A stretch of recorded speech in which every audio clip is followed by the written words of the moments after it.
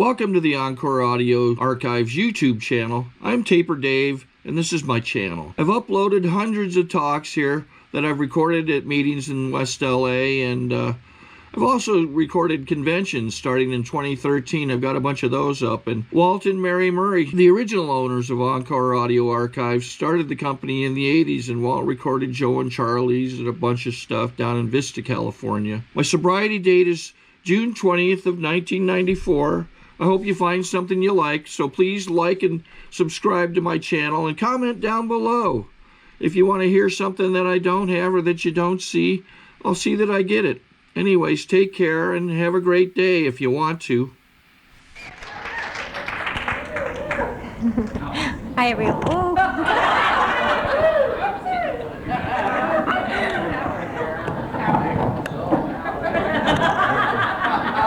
That's all right.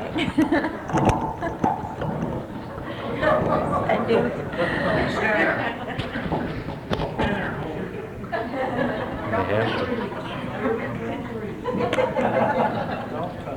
Okay, thank you. I'm Alice, alcoholic. Hi, Alice. I'm a stand-in speaker for tonight. The main speaker had to work with her little grandson, and so Dory called and asked, was talking about it, and so I only knew that I was going to speak about it like a couple hours ago. So I'm really nervous, although I'm really nervous when I get up here anyway, because I don't really know an awful lot, and I'm glad that I don't know these days. I want to say happy birthday to all the birthday people and all the chip people, and I think that I was listening very carefully to everything that was said here tonight at the birthday pitches, and it was the total wisdom of the room and the program and everything that everyone said that took a cake, and it was so profound because they all shared experiences of God doing for them what they couldn't do for themselves, that they started out with not being what I picked up tonight was that they were non-functional, came into the program, and even though life is hard, it makes you live. It brings you back to life again, and that's the only thing I really know about this program, too. Maybe there's just a couple things that I would have to say that I know. I know that the program works because it's working in my life, and it has worked in my life for a lot of years. And the other thing that I know about the program is that you have to make an effort. I had to make an effort to do the steps and go to meetings and do what's suggested to us in the program, and really surrender to doing these things, and then the program does work. It has worked for me, and somebody like me who came here really a totally hopeless, helpless human being, totally non-functioning, and I have a really wonderful life now, and I wouldn't have that if it wouldn't be for the Alcoholics Anonymous, the steps, and all of you wonderful people.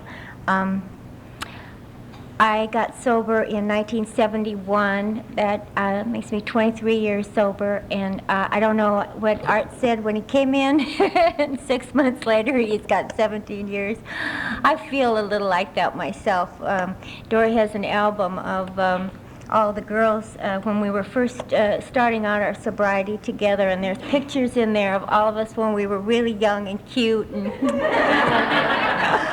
it's wonderful. If you have a chance, I'm going to get together some of my old pictures too, because we did a lot together in the beginning. This group of girls, that it's such a wonder that we've been, some of us more than others really, that we've been together all these years, and crazy as we were in the beginning, and believe me, we were, and we still are a little, but not as bad.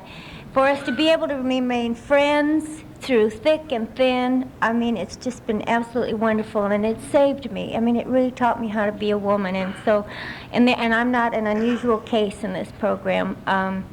If you stick around, you learn how to live. And so my story is, I'm really bored with my story too, because it's, I've heard it over and over again, and it's only one story, and I got all my friends here, so I can't make up anything that's going to be interesting. They know what it's like, so. And I'll stick with the format, what it used to be like, what happened, and what it's like now. And what it used to be like, as I said, was just horrendous. I was a non-functioning human being, and I came from a family, when I was little, I have to say, I always felt like a misfit in the world. I never really felt like I belonged on the planet. I mean, I lived in a neighborhood where everyone else was something different. I came from a family that were like first-generation Norwegian Lutheran, and so everything was a sin. All the good things were sinful, like smoking and, God forbid, dancing and playing cards and drinking. Anyway.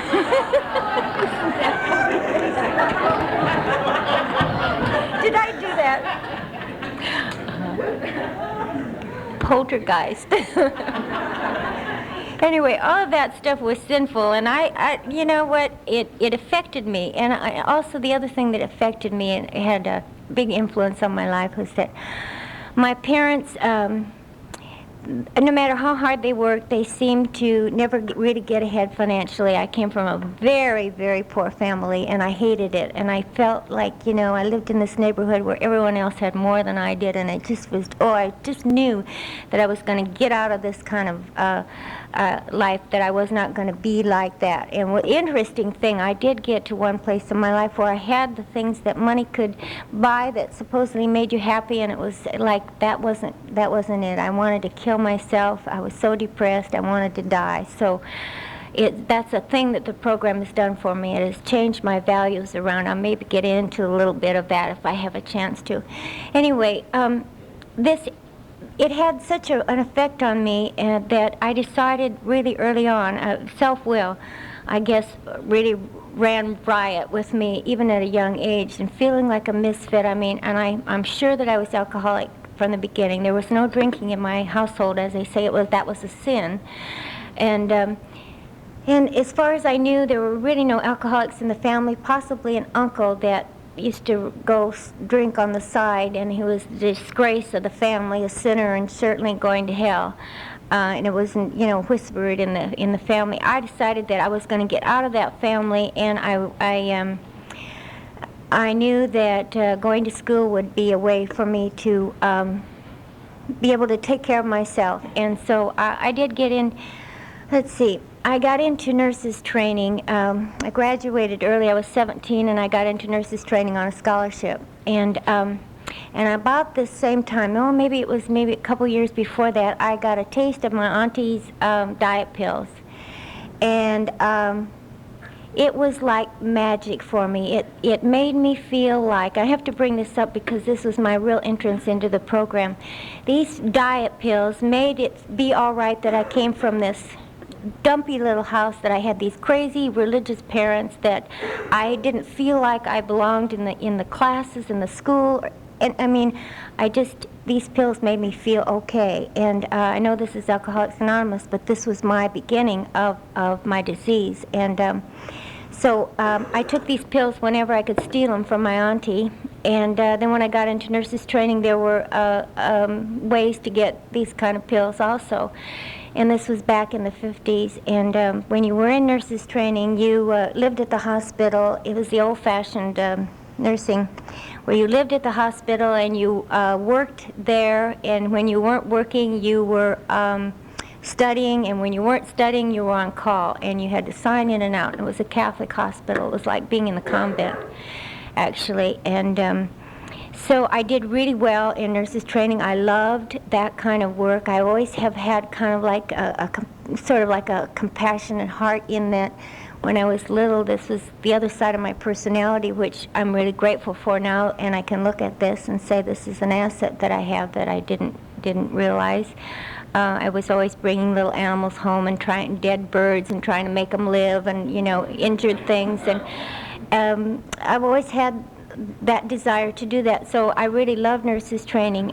But when I was in the middle of my training, two things kind of happened to me. I got the pills, and they worked for me all during nurses training, so I graduated top of my class because I was able to study and work and, you know, do all kinds of stuff that I wanted to do. And in this time also, there was, of course, no drinking ever allowed. We would always have to be in the house, in the dorm, and and on weekends we would have like 11 o'clock when we weren't working or on call.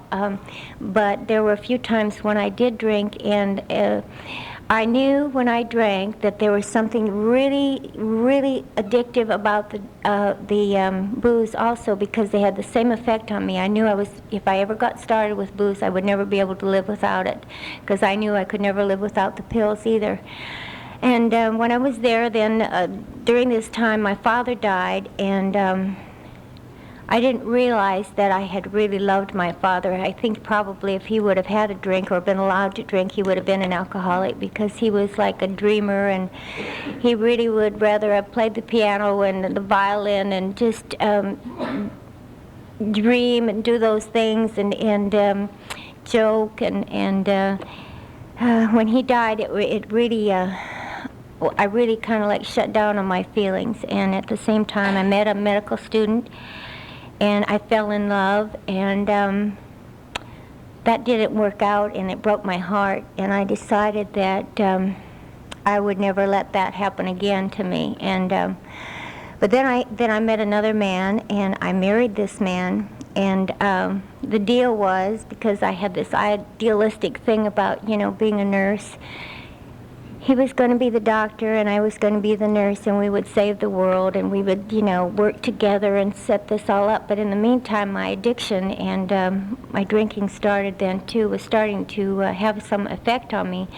So I knew, I think part of my decision to marry this man was that I knew that he would probably save me. And he was the kind of person that really, in fact, did take charge, and I was supposed to work to help him finish medical school, and then we would start this wonderful life together. But my addiction and my drinking started having an effect on me even then. And so after I finished nurses training,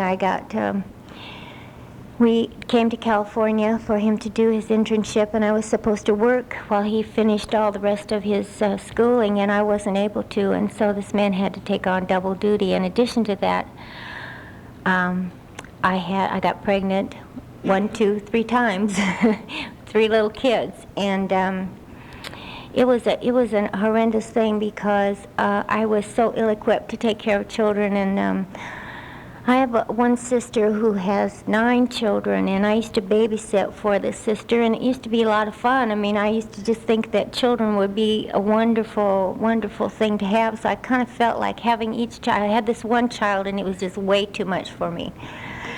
So I thought maybe I have another one, and they could play with each other, and then it wouldn't be so bad. Well, I had the other one, and these poor little boys, there were 2 little boys that were rowdy and rough and smart, and thank goodness, you know, I drank and used when I carried them, and I'm sure that when they were born, the reason that they had colic was that they were withdrawing from drugs and alcohol, which is a terrible thing. I had a lot of guilt when I started working the steps, of course. I had all of this stuff to face, the fact that I had not held up my end with my husband, and the fact that I had these children, that I became a terrible mother. I mean, I guess I didn't beat them, but I was very abusive to them verbally, and I guess I slapped them a little bit, but not, you know, it wasn't physical abuse, more than neglect sometimes, or else when I was, like, if I didn't have my pills, and I had great ways of getting my pills, I started forging my husband's name, and I would send after all these wonderful pills of all kinds. I became a chemist, like I could.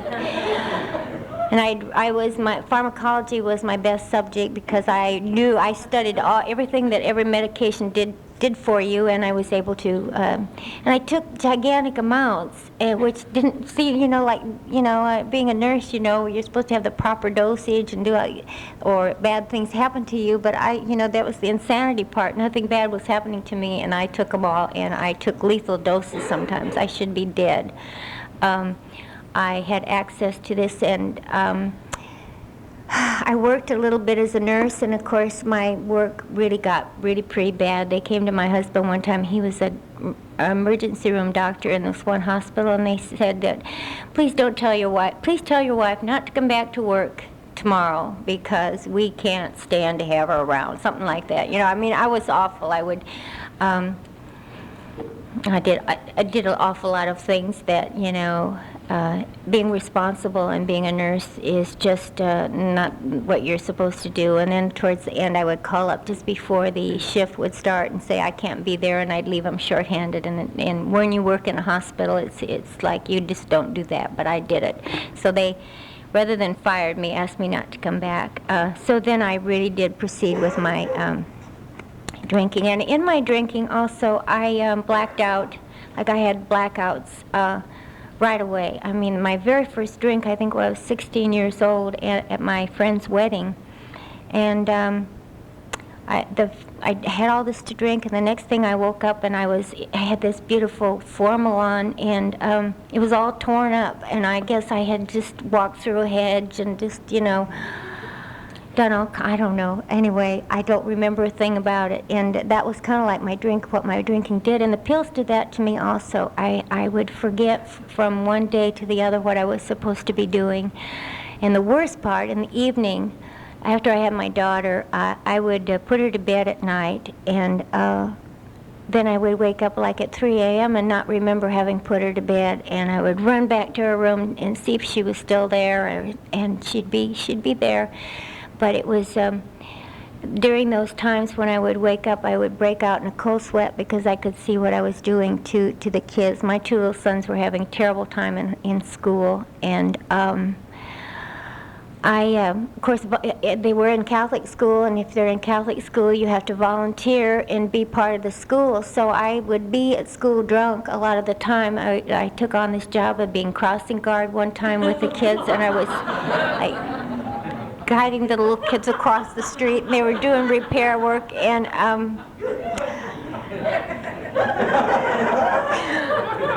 the teacher called my husband's office and said, you know, I think I smell booze or alcohol in her breath. And of course my husband, I mean, there's a lot of Al-Anons here tonight, God bless him, he denied it, and he said, well, absolutely not. Of course no wife of his would do something like that. And I had this driveway.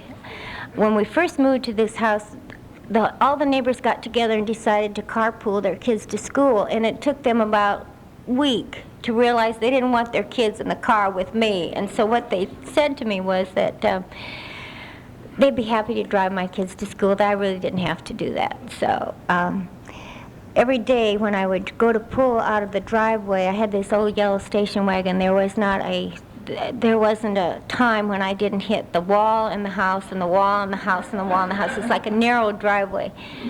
And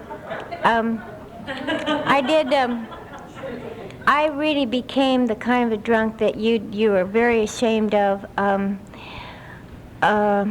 I would go out to lunch with my friends and pass out in the restaurant or in the ladies' room. That was usually my favorite place to pass out, was excuse myself and go to the ladies' room and then just really pass out. And then they would call the paramedics. Or I had horrendous things happen to me. I fell into a hole in the street one time. I ended up in the hospital. I mean, I fell off the bleachers at my sister-in-law's graduation drunk. It got to be really, really bad. I got to be an embarrassment. I used to go into my husband's office drunk, and the patients would be there, and I would create a terrible scene, and then he would put me back in his office, and in the back of his office were a lot of the goodies, and so I was like, I would help myself, and pretty soon he banned me from the office. He began to be ashamed of me, and you know what? It was just, during this time too, I knew I could see what was happening to me. When I was in nurses training, and when I was able to work, there were times way back in the 50s they would put the alcoholics on the ward, and they'd strap them down, and they'd have to have formaldehyde, and I would see last stage alcoholism bleeding from the esophagus, dying, bleeding underneath the skin. So I knew that alcoholism killed you, and if I dared let myself think about that, I knew where I was going. I can even remember one time in nurses training, this nun, we were studying about addicts, and she said that most addicts never really recover, and only those that recover are people who work with other addicts to keep themselves from using again. And I thought to myself, oh my God, there's really no hope for me. So I never figured that there was hope for me, and that if I let myself think about what was really happening, it was just too horrendous. So I just kept putting one foot in front of the other, like they say, kept getting into trouble, kept doing, I started getting into car accidents, and I had a few bouts in the emergency room where I got so that my stomach was hurting me every time I would take a drink. I'd have to drink like starting at 6 in the morning to keep the first drinks down, because they'd come right back up. My mother came out one year to help because everything was getting so out of hand, and she was at the breakfast table one morning, and I had taken my first few drinks, and I came and sat down, and I threw up all over my mother, and it's like one of the most humiliating things. And she tried to stay and help me, but I would get into these mad rages, and she had a little apartment down in the garage, and I locked her in the garage one afternoon and wouldn't let her out, and she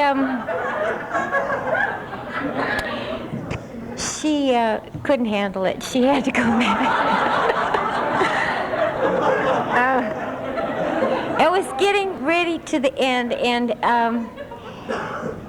the last night of my drinking, I had caused violence in the home, and up to that point there had never been anything. I used to fix my meals before 10 in the morning, and because I'd be passed out after 10, I'd be passed out. So whatever was on the stove or in the oven either was burned or overdone. Or anyway, at dinner time, the family was there, and my son wouldn't eat. He's just a little kid. He wouldn't eat what I had fixed for him, and I grabbed his mouth, and I started pushing this food in his mouth, and he started crying. And my husband said something awful to me, like, "You're drunk," and pushed me away.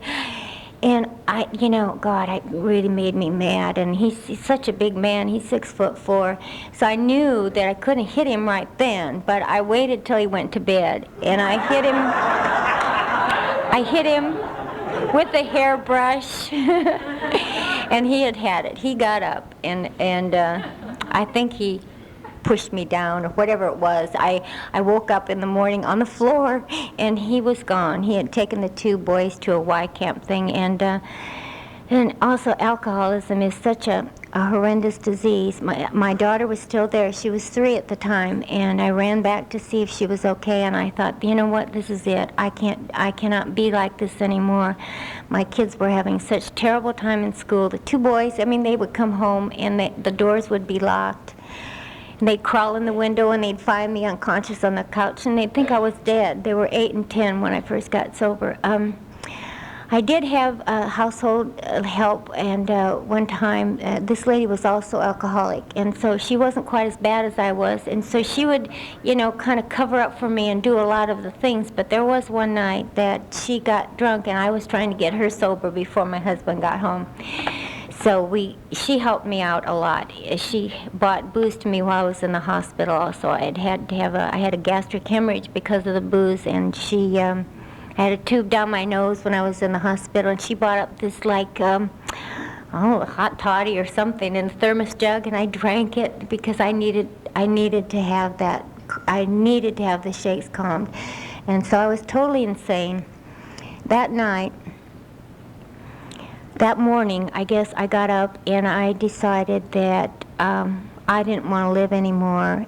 I was ruining everyone's life. It just wasn't turning out the way I wanted to, and I knew that I couldn't. I knew I couldn't stop, so I knew I was going to have to die. And so I called my neighbor, who was in Al-Anon, to come over and watch my little girl, and I wrote a suicide note, and I was really going to do it. I had a lot of Valium left, and I had some booze left. I think I must have, it's hard to remember. but I'm sure I had a bottle of booze every day, a full, fifth of something every day, and there was some left, and I took this, and nothing, I mean, the shakes didn't go away, and I didn't get calm. There was like, it didn't work for me, and so I knew for sure I was going to have to kill myself. And in the meantime, this lady from Al-Anon had called a family doctor and told him that, something off. She was just, something awful was going to happen. I had 2 black eyes at the time. I had run into a wall and had gotten a concussion, and it blacked both of my eyes. And so I looked horrendous. My ankles were like this big. And she called this doctor, and he did a most unusual thing. He called one of his patients who was in AA and asked if she would come over and talk to me. This is all unknown to me. And the only reason I let this woman in the house was because I had seen her at Pop Warner football games, and I used to watch this woman be such a perfect mother, something that I always wanted to be. That dream was in me, to be a good mother and a good wife, and I never could reach it. And I watched this woman, and this was the woman that was at the door, and so I let her in, and she said, I don't remember, I was drunk, or I had all this stuff in me. I had a moment of, I had this clarity, but I had all this stuff in me, so I like, sometimes you say, oh, it's no good to talk to somebody that's drinking or using. For me, it worked. I believed everything she told me. She said, I know what you're doing. I denied that I had been drinking, of course, and she said, no, I know that you have, because I was just like you at one time, and I just couldn't believe it. And I just had a feeling then that, my God, if this woman could get well, maybe there would be some hope for me.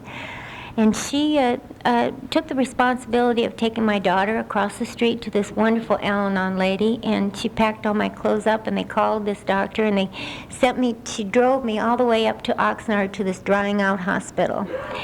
And I went through DTs, and I heard a radio constantly. There was no radio. I heard people walking on the second floor, and there was no second floor of this little hospital. It was I had a really, really hard time. I had to kick like a 16-year habit of almost anything that you could possibly think of that I took, and probably I had been drunk for 3 years. I mean, I don't think that there was a day that went by that it didn't have some booze, so I had a terrible withdrawal.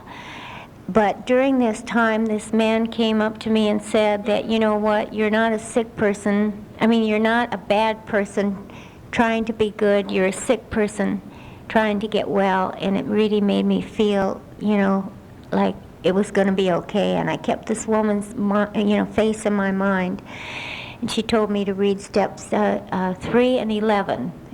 Why she picked those, but they were like healing to my spirit. And I stayed there for 10 days, and I didn't know that people went in and out of drying out hospitals and then started drinking again. I just decided that, you know what, I was going to try this program no matter what. And I've been sober ever since. I came home, and I was still so very, very sick. There was no way I could take care of anything, do anything. And I went to an alcohol recovery home called Vesper House, and I stayed there for a month, and it was absolutely wonderful. It gave me a good foundation for the program. What's so interesting is, I guess I'll say this now. Anyway, I was there during the 71 earthquake, and I remember when the house shook. This is out in North Hollywood, and we were by a power plant, and the whole sky lit up, and I thought that either the world was coming to an end or we had been hit by a bomb. And I was so grateful that I was sober, because I thought, I'm saved. You know what? I'm on the path. It doesn't matter even if I die.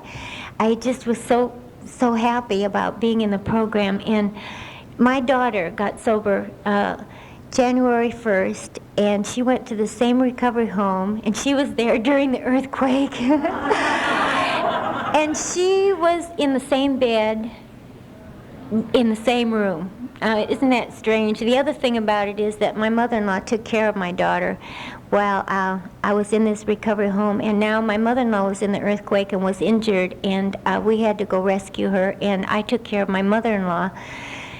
She's has cancer, and she's in a wheelchair, and she's very ill, and I took care of my mother-in-law this last few months like she was my child, and it was like full circle in a way, coming around, my nursing her, doing all the stuff that you do for a baby, actually, taking care of her, because she did it for me, you know, like 23 years ago. So it's like, I've had so many of those incidences since I've been sober of fabulous, you know, unbelievable things that have happened to me. I was able, gosh, I was able to, I just want to say this, I was able to go back to work in sobriety. I went back to school, and I did brush up on the things that I needed to know to be a nurse, and I actually was able to work with my husband the last few years before he retired, and he told me that I was really his best employee, and it was interesting because there were other girls in the office, and I had to learn how to get along with them and not, you know, like, it was a touchy situation. I didn't want to, you know, take advantage and be like the queen bee, and yet I had to, you know, work as a nurse, which was something that was, you know, it was a gift of this program. And the gifts of the program. My dear mother is 93 years old. I've hated her for so long. I hated her for so long, and we have really a wonderful relationship now. I'm going back to see her, and she still is mentally very alert, and she remembered me for my AA birthday. She sent me, I think, I don't know, she must have sent me two $10 bills for my AA birthday this last time, and I told her that I was going out with the girls for lunch for my birthday in a letter, and so the program really and truly works. My two children were so damaged, my daughter also. I was drinking and using, of course, when she was born, and of course she came out of the chute being alcoholic, you know. And so now it's such a joy for me to have her starting this new way of life for her too. And my two sons needed tutors and help in school, and I really threw myself. I didn't go to a lot of evening meetings in the beginning because I knew I needed to be home and do the amends thing and do a living amends for this family that I have really, in fact, tried to do for so long. And it seems like it's working because they are on friendly terms with me. The amends that I've done with my one son, his wife is very sick from time to time, and I've been able to take care of her. I wasn't able to really take care of him as a little kid and give him the love that he needed, but today I have been able to, you know, do things like that for him that have kind of like healed my spirit. I had a lot of guilt about motherhood when I came in because as a drinking mother I did a lot of really just, you know, awful things of neglect and stuff that children, you know, need from a mother. And the healing has come because I've worked with other young women in the program who have children, and by my telling them what I have done and what I've had to do in amends and making them has worked out. I have my suspicions about one of my children. I think he probably needs to be here, but I didn't get my daughter sober, and I know that God, you know, whatever it is, I'm sort of saving a seat here for him. This program has given me back my life, and a lot of wonderful people that have taught me how to be a mother, how to do all the amends things, how to just how to hold up my end of life in life. And even though I'm terrified a lot of times when I have to do things that I don't know how to do, like going to school was really, really scary for me. I would before I'd start any of my classes on wherever it was, I would go like the day before, drive there, find where the parking was, walk to the rooms where my classes were going to be, and I'd time it, and I know just exactly where to go. And I mean, I've had to travel and, you know, all over since I've been sober also, and it's really a scary thing for me. I've gone to different nursing seminars on my own. I've even gotten on the wrong airplane at one time. And so you know what, I'm not afraid of that happening to me anymore because I've already done it. And they just put you on the... Anyway, so I guess I'm running out of time here. It's just that if you're new here, the thing that I really wanted to impart to any of you is that even if you feel like you don't know how to live life, if you just come to meetings and work the steps, you learn how. And for me, the people in my life that I felt like I damaged so much really love me and tell me they love me. I have an AA birthday party some years, and my kids come, and they're part of my life, and I wouldn't have that if I hadn't, you know, this wonderful life and this wonderful program. So welcome to all of you, and thank you for giving me back my life.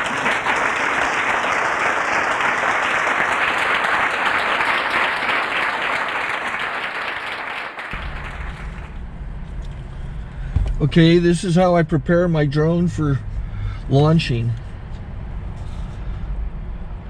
I like to do it inside the cab of my truck so I'm not standing outside in the weather. To install the joysticks for control, up and down, right and left, powered on. I have an Android phone that I use to connect it to the drone with. And it's actually controlled through the iPhone, through an app. Oops, wrong way. It's actually controlled through the iPhone, or through this Android phone, through the app. It's actually controlled through the Android phone, through an app, and you connect it through this short connection right here.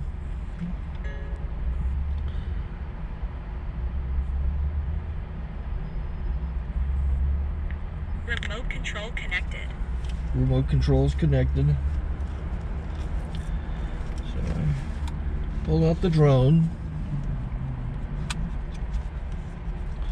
I have to extend the legs. Long legs extended first, then the short legs. Remove the gimbal protector. Set that aside, then power it on one short burst, then one long burst. I lay it down. So I have to go to calibrate. So the drone's not connected yet. It shows you here as this drone gets disconnected, even though the remote's powered on. So the drone has to establish it's connected. So I go into the app to calibration mode. First I'll calibrate the remote controller. Start calibration. Out, in, oop, out, in, up, down, and then this little wheel is to control the gimbal. So it's calibrated. Go to gimbal calibration, start calibration, and then it calibrates the gimbal. I don't know if that shows up. The gimbal's moving all over the place. Changes, you can see it on the video. And I'm calibrated to take off. It's acquired 7 satellites at the moment. There are 26 satellites up in the sky, which it has to acquire before you can take off. So it's connected. It's got enough satellites. This is white. I can go to press this little arrow button, swipe right to take off, and it would start the motors if I slid this to the right. But I'll wait till I get outside. Don't want to do it inside.